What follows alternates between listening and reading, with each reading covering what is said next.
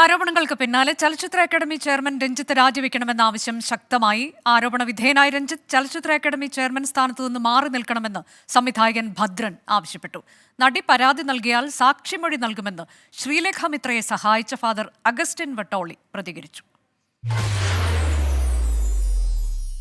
ബംഗാളി നടി ശ്രീലേഖ മിത്ര സംവിധായകനും ചലച്ചിത്ര അക്കാദമി ചെയർമാനുമായ രഞ്ജിത്തിനെതിരെ വെളിപ്പെടുത്തൽ നടത്തിയതിന് പിന്നാലെയാണ് രാജി ആവശ്യം വ്യാപകമാകുന്നത്.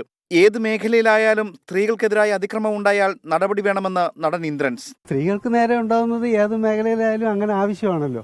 പക്ഷെ അത് എന്തിനായാലും നമ്മുടെ സംഘടനയിലും സിനിമയിലും ആണുങ്ങളെക്കാളും കൂടുതൽ പെണ്ണുങ്ങളാണ്. പുതിയ കുട്ടികളൊക്കെ ഒരുപാടുണ്ട്. എല്ലാവർക്കും പ്രതീക്ഷയും എല്ലാവരും നന്നായി പോകുന്നുണ്ട്. പിന്നെ പരാതികൾ ഇടയ്ക്കുണ്ടെങ്കിൽ അത് അന്വേഷിക്കുകയൊക്കെ ചെയ്യട്ടെ. രഞ്ജിത്ത് രാജിവെച്ച് ആരോപണത്തിൽ സംശുദ്ധി തെളിയിക്കണമെന്ന് ഭദ്രൻ.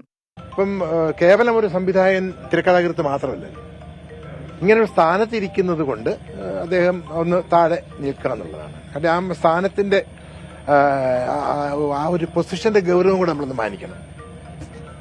അതുകൊണ്ട് എനിക്ക് തോന്നുന്നു രഞ്ജിത്ത് ഒന്ന് താഴെ ഇറങ്ങി നിന്നിട്ട് ഒന്ന് സംശുദ്ധി വരുത്തിയതിന് ശേഷം വന്നോട്ടെ, കുഴപ്പമൊന്നുമില്ലല്ലോ.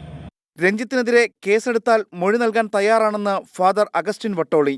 പോലീസിലും കോടതിയിലും അതൊക്കെ മൊഴി എനിക്കറിയാവുന്ന കാര്യം പറയാൻ ഞാൻ തയ്യാറാണ്. രഞ്ജിത്ത് ചെയർമാൻ സ്ഥാനം രാജിവെക്കുന്നതാണ് നല്ലതെന്ന് ചലച്ചിത്ര അക്കാദമി ജനറൽ കൗൺസിൽ അംഗം മനോജ് ഖാന വ്യക്തമാക്കി.